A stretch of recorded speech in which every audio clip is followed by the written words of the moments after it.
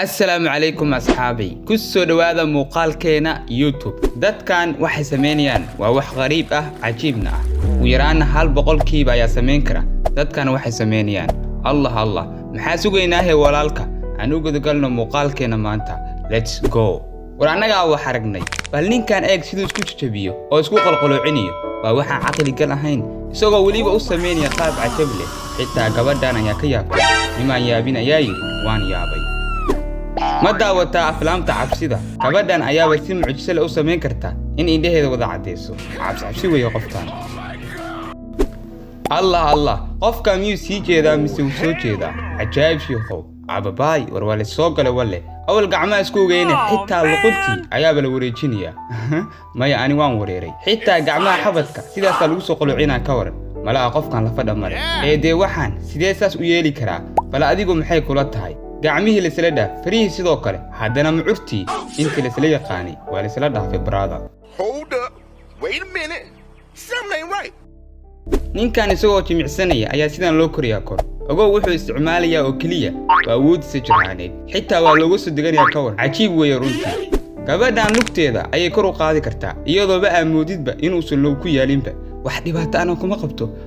Allah gabadhan weyn dhakhtar aadaa sida ugu dhaqsiyaha badan haddaad moodid inuu qof walba sameyn karo mar labaad fikir qaabka xakameynta iyo wareejinta oo aad u sareeya walibana go'aaminta oo aan wax qalooc aan ku jirin ayay gabadhan sameysay waxba lagama qaban karo walaalka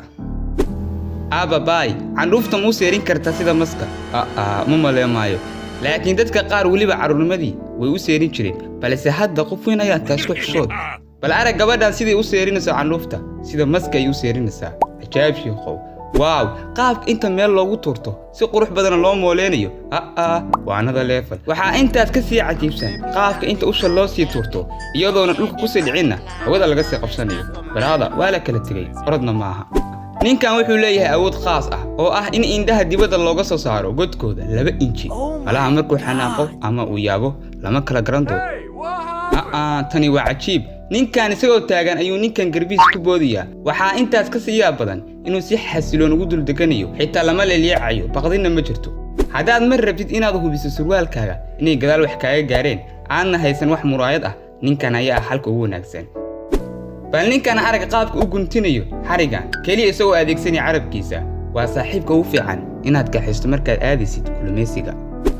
ababaay birta canjeeladii dhamid ayaa sidan isku laabaya miyaa ninkan heerka awoodda gacmihiisa ayay ku tusaysaa kaliya birta canjeelada ma ahane ee xitaa wuxuu awood u yeeshay inuu jabiyo usha lagu dheelo ciyaarta baseballka yaa ilaahi bal arag baadarigan sidoo u fuuliyo dalcadan buurtahay sida inaysan wax dhibaato ah ku hayn halka dhanka kalena dalxiisaha uu ku dhibtoonay inuu fuulo isagoo xitaa isticmaalaya xarig malaha waxaad is weydiinaysaa ninkan muxuu sameynayaa hadegdegin walaalka sugun This is exactly what I've been waiting for. Wow, wuxuu sameeyay ninkani waa sawirid oo sawirkan waa sawir aad u qurux badan gabadha indhaheeda suniyaheeda bishimaheeda aad iyo qurux badan yihiin I like it laakiin burbur ayaa soo gaaray inta uu ku guda jiray sawirada balse waa inaan qirnaa in ninkan wax cajiib uu sameeyay waxaan dhihi karaa in ahaan waa hibo aad u sareysa top talented haddaad maqasho qofkan gurigaas ku furan waa ninkan oo kale hal mar ayaa la liqay mooskii dhamaa xitaa kuma qaadan in libraqsiyo bal arag hal mar ayaa la isla qaaday 6 saxmoon kaliyana hal gacan weey brother xitaa wax cabsi ah kuma jirto inay ka daadato ama kufaba ajaayib sheekhow ninkan xawaarihiisa iyo aqoonta uu leeyahay waa mid aad u sareysa walaalka xitaa chance ama fursad uma helisid inaad raacid ficiladiisa waa nolol maalmeedkiisa malaha waa ninja boss Allah caloosha marka qaar waa faa'iido socota hadda kooba dhihi doona hore ogen saaxiib calooshana wax laga maarmaan Allah isagoo fadhiya ayuu bilaabay inuu isdabagadiyo waliba si isku xigta unbelievable halka anigana inaan kursi ka boodo ayaa igu adag ajaayib sheekhow yaa u baahan water skis adoo haysta labadaada lugood waa waxa uu ninkan naftiisa u sheegayo kadib markii uu bartay qaabkan ajaayib sheekhow xarig bood hadaad arki jirtay tan waa dhaaftay walaalka waxaan khaldi jirnay iyadoo aayar loo tuuriyo xariga balse tan waa miisaanka culus oo ilbiraqsi kaaba maqnaana sabee maya intii la isla yaqaanay waa la isla dhaafay saaxiib bal arag gabadhan sida xawaaraha leh ay u dhaxbaxayso ashiyaadan iyadoo isticmaalaysa baabuudka taayaraha leh waana mid aan macquul ahayn adoo xawaaraas ku soconaya inaad dhex martid ashiyaadan waa mid aad u yaab badan in gabadhan ay ku taagan tahay ninkan halka isagana isku dheelitirnaanta jirkiisa ay ka dhigtay gabadhan inay si toos ah u taagnaato wixii caawinaad oo arintaas ah isaga kala xiriira inaad bishkileet ama baaskiil aad taqaanid waa mid barasho u baahan laakiin inaad hal ku istaajin oo waliba isku wareejin qof kasta ma fudo walaalka bal qiyaas inta saac ay raggan tijaabinayeen inay sameeyaan qaabkan dhabti waa mid cajiiba waxaaba wax aad u qurxoon ah qaabka isfaankooda iyagoo si xiriir ah oo kala goos aan lahayn u sameynaya top level sideesan macquul ku tahayna adaan ku weydiinaya daawade awowna afarta adinba garaangar camal wax ah ayaa ka wareegsamaya tan waxaan dhihi karaa waa hibo aan shaki la gelin karinba oo haweeneydani waxay leedahay awood khaas u ah oo ku rogrogaysa miiska ababaay ninkan wuxuu rogrogayaaba bugta madow ee ishaan laakiin waaba saddex barood oo madmadow su'aal ayaan ka keenay ninkan bini aadamtinimadiisa inaad tababar qaadato waxay ka dhigtaa mid aad u wanaagsan laakiin xoogaa waa inaad hibo leedahay dabcan gabadhan labadu way leedahay balse ani ma aamsani inaad sameyn kartaan xitaa tababar kasto aan qaato walaalka dabcan cuntada bisada waxay ikhtiraacay dalka Talyaaniga laakiin taasna kama dhigna in dhaqamada kale aysan ku wanaagsaneyn cuntada bisada gaar ahaan sameynteeda bal arag cunto kariyahan sidoo u warfiyo bisada iyo sida cajiib kale ee dib ugu soo laabanayso wuxuu marabadba cajiib iga dheh oo waxa cajiib ah qaabka ninkan u ruuxay madaxiisa iyo sida aan jirka kale uusan u dhaqaaqaynba cajaab sheekho sida loo wareejinayo usha waa another level oo waxaan dhihi karaa wiilkani wuxuu leeyahay xifad waali ah ninkan uma muuqdaba mid tuuri kara dubahan hal xabad Allah ka dhigay haye tuurhe Allah labadii bashiiskii ma laheshana wow Allah gabadhani waxay carabkeeda gaarsiin kartaa isheeda cajaab sheekho Oh fuck, I can't believe you've done this. ninkan wuxuu leeyahay gacanta midig ee ugu awoodda badan ee aan arkay abid ogowna wuxuu gacanta ku hayaa xabad ukuna ugu dambeyntiina ukuntaas wuxuu ku dhufanaya dhalo Allah tan waxba lagama qaban karo walaalka oo wax kasto halkan yaalaba waa jijibiyay cajaab sheekho cuntada degdega lagu cuno waa mid kamid ah ciyaaraha aadan ogeyn inaad ku fiican tahay ilaa aad hal mar aad dhamayso baaquli ay ku jiraan baasdhaadheer iyo laba xabo ukuna kaliyana aad ku dhamaysid 9 ilbiriqsi oo kaliya